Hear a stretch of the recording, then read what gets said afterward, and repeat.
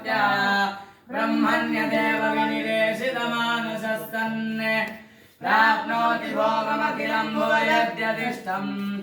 अन्ते स गच्छति मुदा गुहसाम्यमेव शक्तिस्वरूपाय सदाधराय शक्तिस्वरूपाय सर्वोद्भवाय चक्राचिताय तसतीसुताय शमाय प्रणवार्थदाय शकाररूपाय नमो गुहाय रणन्मणिप्रोज्वलमेखलाय